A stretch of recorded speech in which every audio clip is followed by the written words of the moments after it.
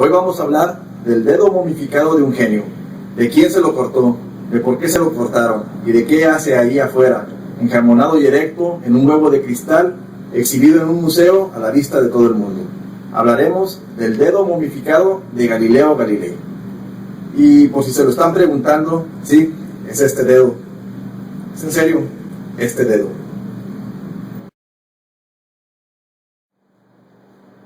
La Tierra gira sobre su propio eje una vez cada 24 horas. A ese movimiento le llamamos movimiento de rotación. Simultáneamente, es decir, al mismo tiempo, gira alrededor del Sol una vez cada 365 días, con 5 horas, 48 minutos y 45 segundos. Decir lo que acabo de decir casi le cuesta la vida a Galileo Galilei. Y es que en su época, el siglo XVII, decir que la Tierra giraba alrededor del Sol era considerado herético y contrario a la doctrina de la Iglesia. Es decir, estabas casi condenado a muerte por la Santa Inquisición. En 1632, el frágil y envejecido Galileo, de casi 70 años, fue llamado por un grupo de inquisidores para presentarse en Roma. Acusado de difundir doctrinas heréticas, se le requería para ser juzgado por las autoridades del Santo Oficio. Galileo estaba muerto de miedo. Apenas 30 años antes, habían torturado y quemado vivo al astrónomo y matemático Giordano Bruno, acusado de los mismos cargos y juzgado por las mismas personas que ahora él debería enfrentar en Roma. Tras varias invitaciones, así entre comillas, le hicieron llegar un documento oficial donde le exigían su presencia para comparecer ante la Santa Inquisición. Hizo lo posible por no acudir al llamado. Primero se reportó enfermo, luego puso de pretexto la peste que asolaba la región, luego su amada hija, que era monja, trató de interceder por él ante las autoridades. Todo fue inútil. Los del Santo Oficio le dijeron que o venía a Roma por su voluntad o iban por él y lo traían a la fuerza. Finalmente, achacoso y enfermo, atribulado por la amenaza que pendía sobre su cabeza, se presentó en Roma, donde fue retenido durante más de 40 días antes de su interrogatorio. Si eres estudiante y alguna vez te han llamado de la oficina del director, o si trabajas y sin previo aviso tu jefe te manda llamar a su escritorio, podrás darte una vaga idea de lo que Galileo estaba sintiendo, solo que a diferencia tuya, él no estaba enfrentando un reporte escolar o la reprimenda de un jefe cagón, sino que su vida misma estaba en peligro. Pero retrocedamos un poco en el tiempo, y en vez del achacoso, tan valiente y atemorizado anciano cuya vida está a merced de la Santa Inquisición, conozcamos a Galileo Galilei, el peleonero. Peleonero o peleón, así le apodaban sus compañeros de escuela, y no es que fuera aficionado a intercambiar puño, sino que tenía poca tolerancia a la estupidez y era demasiado franco. Así que si eras lento en comprender las cosas o incapaz de seguir su ritmo intelectual, te consideraba un tonto. Y no tenía remilgos en decírtelo a la cara, sin importar si eras el conserje de la universidad, un compañero de escuela o el rector de la misma. Enfrentarse intelectualmente a personajes poderosos de la época le trajo más de un problema. Además, Galileo tenía una seguridad en sí mismo que a algunos les resultaba irritante. Por ejemplo, en la universidad los matemáticos eran tenidos como profesores de segunda categoría y los puestos de importancia eran ocupados por teólogos y filósofos. Entonces Galileo, de ser un simple matemático, solicitó ser reconocido como filósofo y astrónomo de la corte de Toscana, cosa que le fue concedida casi de inmediato. Esto enfureció a algunos teólogos y filósofos que se creían con más derecho que él de ocupar el puesto. Galileo se había ganado el nombramiento con el fruto de su intelecto. El puesto y un abultado salario le fueron otorgados como premio al perfeccionamiento de un instrumento de guerra llamado telescopio. El telescopio era ofrecido por los holandeses como un invento militar. Con él podías ver 8 veces más cerca al enemigo y poder tomar una decisión entre huir o atacar. Pero 8 aumentos es insuficiente para huir, digamos, de la bala de un cañón. Así que Galileo Galilei se comprometió a mejorar el invento de los holandeses. Galileo había prometido mejorar el invento de los holandeses y lo cumplió a cabalidad. Para diciembre de 1609 había logrado convertir el telescopio holandés de apenas 8 aumentos a un telescopio de 20 aumentos, y el año siguiente alcanzó la increíble distancia de 30 aumentos. Cuando su telescopio tuvo ese grado de perfección, Galileo comenzó a practicar un nuevo hobby o pasatiempo. Acompañado de su pequeña hija, Virginia, salía todas las noches al campo a observar el cielo nocturno a través de la lente de su invento. Un universo magnificado y completamente nuevo se abría ante sus ojos. Con la ayuda del telescopio descubrió estrellas que no pueden ser observadas a simple vista. Tras muchos días de observar el cielo nocturno, descubrió 4 de las lunas de Júpiter, las que él describe como planetas nunca vistos desde el principio del mundo hasta nuestros días. También observó que Venus tiene fases como la Luna y que orbita alrededor del Sol. Estos descubrimientos empezaron a causar escozor en algunos teólogos, ya que en ese tiempo se consideraba que la Tierra estaba fija en el centro del universo y que los planetas giraban alrededor de ella.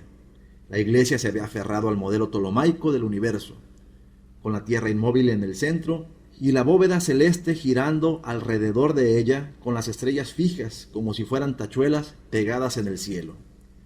También se consideraba que la Luna y los planetas eran esferas perfectas hechas de un material parecido al vidrio, al que llamaban éter, y que las manchas que tenía la Luna eran simples cambios en la opacidad de ese cristal.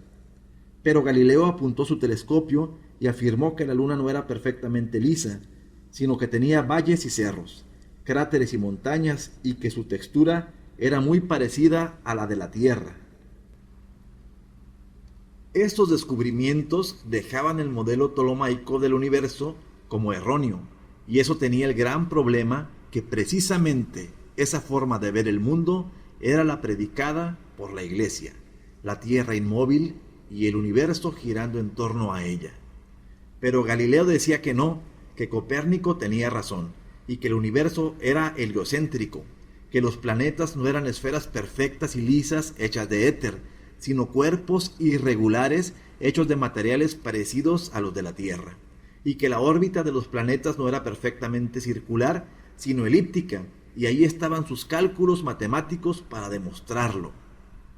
Cuando las autoridades eclesiásticas aconsejaron a Galileo publicar todas esas afirmaciones como hipótesis, él no atendió el consejo y publicó sus descubrimientos como hechos comprobables y demostrables.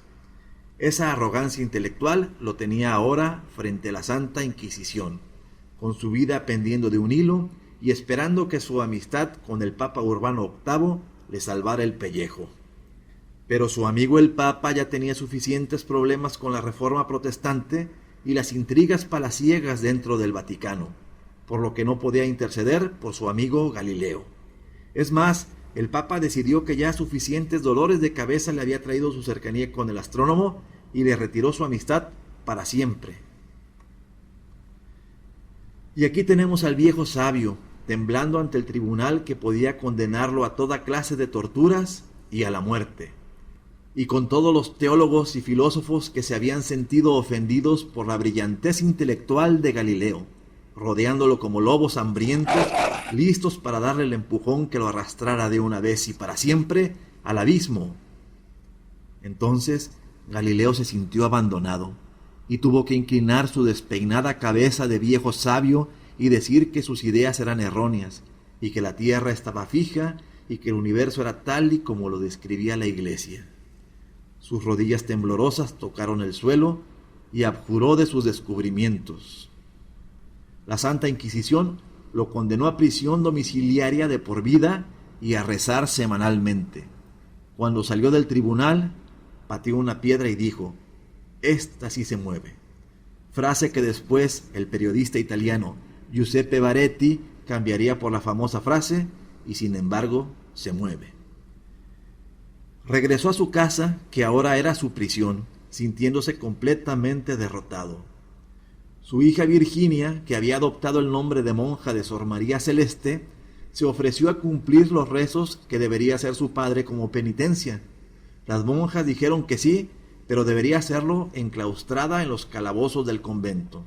Antes de un año enfermó de pulmonía y la amada hija de Galileo Galilei murió. En el momento en que el sabio astrónomo recibió la noticia de la muerte de su hija, comenzó a quedarse ciego.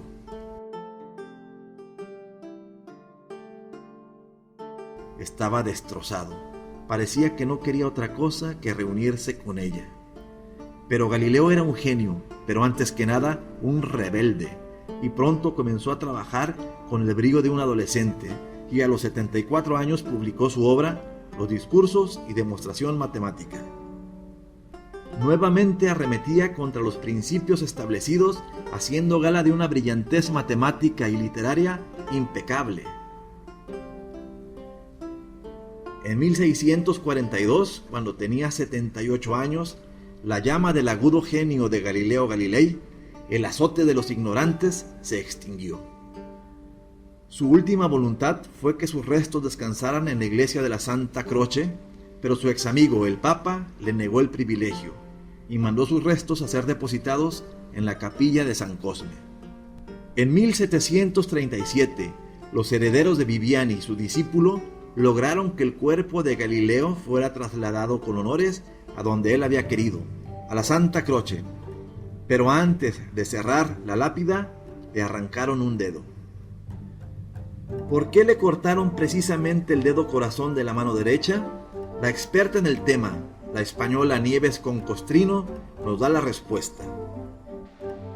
Dijeron que fue con el que Galileo señalaba el cielo, pero cuando alguien señala el cielo o a quien sea con un dedo, suele utilizar el índice. Cuando se emplea el dedo corazón se está diciendo otra cosa. Pruébenlo ustedes mismos. Cierren el puño y estiren el dedo medio y cuiden que no haya delante nadie, porque le están diciendo más o menos que te den. Léase pues que Galileo nos dejó como única reliquia fuera de su tumba el dedo medio de su mano derecha, con el que aún hoy en día envía a hacer puñetas a todos aquellos que le acusaron de hereje por decir una verdad enorme como un templo.